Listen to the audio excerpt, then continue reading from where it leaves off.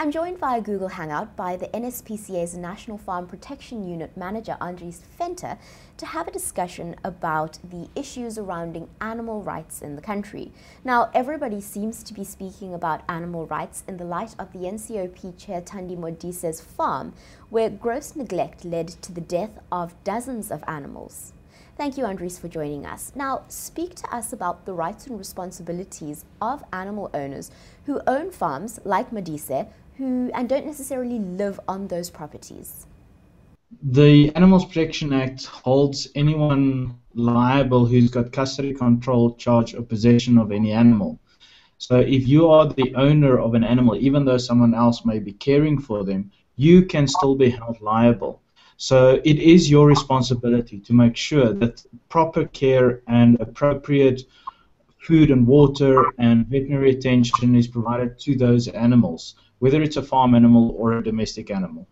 If you have someone responsible on your farm that you as the owner can hold responsible ultimately, then you have an excuse, or you could have a reason to argue that that person was ultimately responsible. Where in this case, that we do not know who was responsible. There are no names, there are no details, identities provided of these supposed people that were supposed to care for these animals.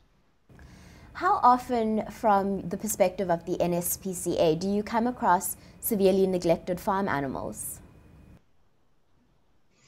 Well, we do random investigations or inspections on commercial farms right through the year.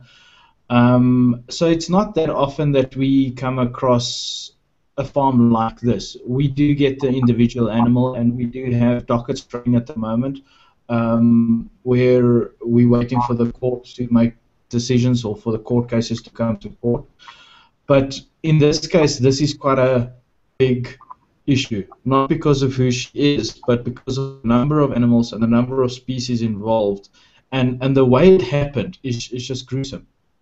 So in situations like this, what happens? What are the steps that need to be followed? Well, our first steps are to resolve the animals, to make sure that they get proper care, they get veterinary treatment, and that is why we have removed animals from the farm, which is now in our care. And the next step now is to build the docket. That is to provide the necessary evidence to the police as well as to the courts to support our case in terms of the Animals Protection Act, to say that the person being charged was neglectful, the person being charged should have taken better care, and that person did not. Andries, what can somebody do? What can they do if they believe that either their neighbors are neglecting their animals or somebody in their community has animals that need urgent care? The SPCA movement is the largest animal welfare organization in the country, if not in the world. But we have 24-hour numbers on all our SPCA. So if people live in an area where there is an SPCA, they should make sure that they have the emergency number of that society in their cell phone at all times, because you don't know what you're going to come across when you're driving or arriving at a property.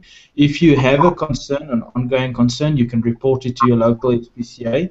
If there is no local SPCA, they can report it to the National Council of SPCAs, and we will then ensure that an inspector or someone responsible can go out and investigate the circumstances. At this point, could you give us some sort of indication of, if you are found guilty of neglecting your animals, what type of penalties do you face? The penalties depend on which court you end up in. In the District Magistrates Court, you can end up with a fine of 20,000 Rand or several years in imprisonment.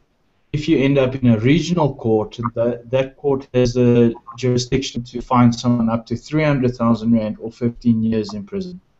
But is the bottom line that our animals are protected by law?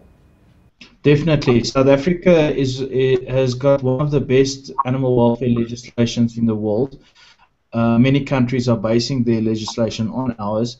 But apart from that, there's a moral and ethical responsibility on every person to ensure that an animal doesn't suffer. And the Animals Protection Act is very clear in terms of water, food, shelter, veterinary care. So anyone who doesn't provide those basic needs could land themselves in trouble.